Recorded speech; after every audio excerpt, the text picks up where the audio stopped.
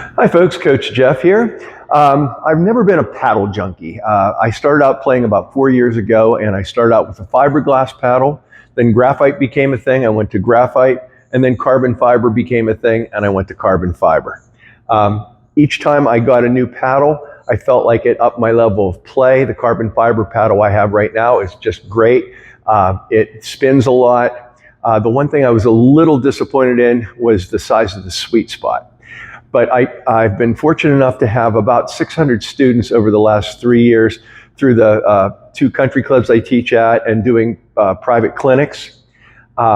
In that time period, I've pretty much tried all the top line paddles. I've tried every paddle from a $10 Amazon paddle up to the $333 Lab Series paddles.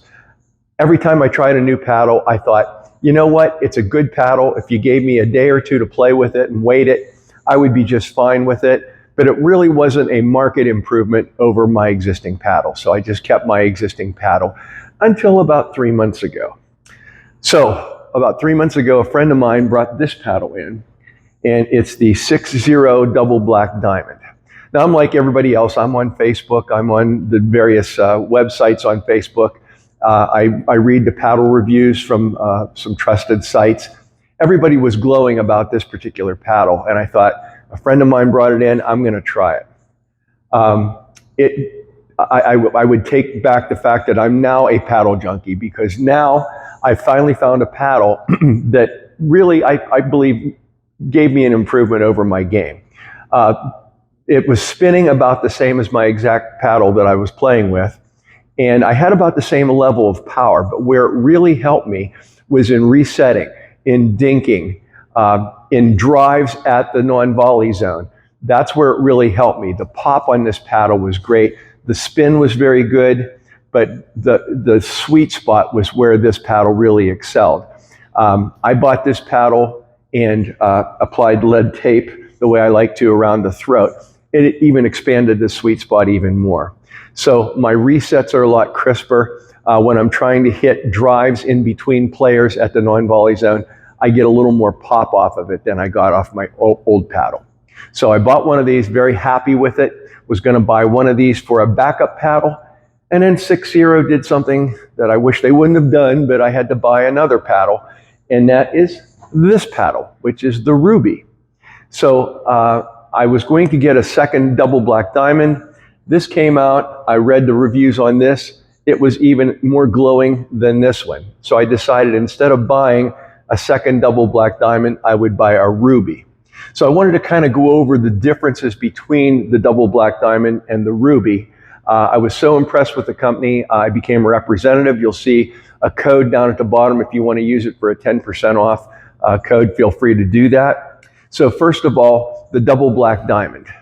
So the double black diamond is a typical carbon fiber weave. It's a T700 carbon fiber, very good weave, great with pop. I noticed when I was really at the line, when I had my rolls, when I hit my angles, I could hit them a little more crisply than my old paddle. So I really like this for pop, and I really like this for resetting the ball. If somebody got me back off and I had to get back down and just lift one over and reset the ball, this was a great paddle for that. This retails for $180, $162 with the discount. A lot of times people hear the term pop and they hear the term power.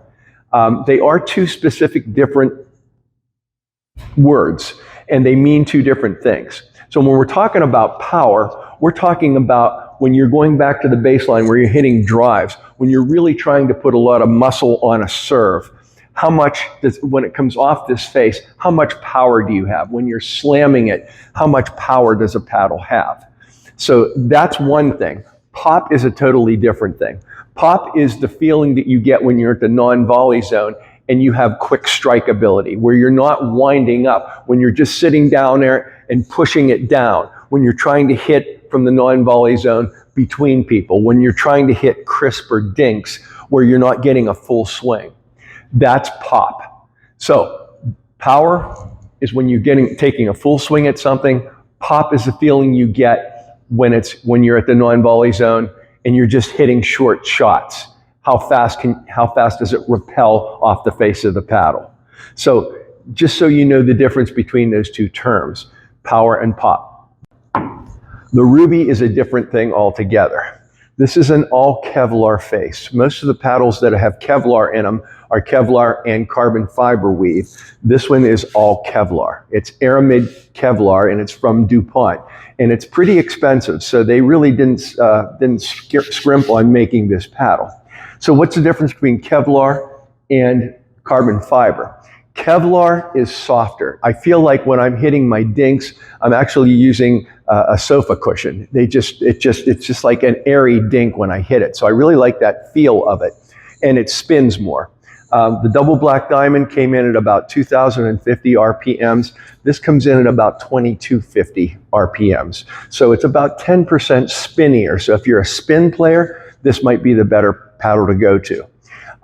As far as resets and pop, I felt like this paddle had a little less than the double black diamond. It wasn't majorly noticeable. So when I reset the ball, or if I have to try to hit a passing shot, I just have to put a little extra in on this Ruby.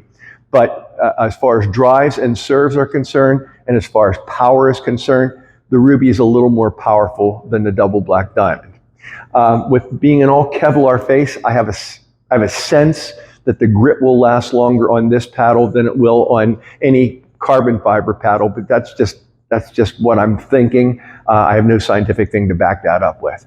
As you can see by the microscope, the resin in the peel ply is much more aggressive in the Kevlar, although the finer peel ply in the double black diamond also spins very well too. It has a lot of dwell time on it. So the spinnier paddle of the two is the Ruby. The better reset paddle, maybe dinking paddle, might be the double black diamond. So which one would I buy if I were buying one or the other? It depends on your game. If you're looking for resets, if you're looking for poppiness at the non-volley zone, I would go with the double black diamond. If you're looking for a little more power, if you're looking to dink and have a little more accurate dinks and able to put spin on the ball, I would probably go with the Ruby. The one thing I really like about the Ruby, it's totally different looking than any other paddle on the market. Every other paddle kind of looks like this. This is a work of art. So I really like the Ruby for that thing. So it just depends on what you're looking for. Hope that helps you. If I were just buying one, I'd probably buy the Ruby because I think the grip will last longer. The Ruby comes in at $199, be $179 with a discount. So they're only $17 difference. Buy whichever you think is best for your game. If you're happy with your paddle, please keep your paddle. I'm not trying to sell you anything. I'm just trying to give you the opportunity to see which one you think would fit your game better. Hope that helps. If you'd like to see more tips for all levels of play, please like and subscribe.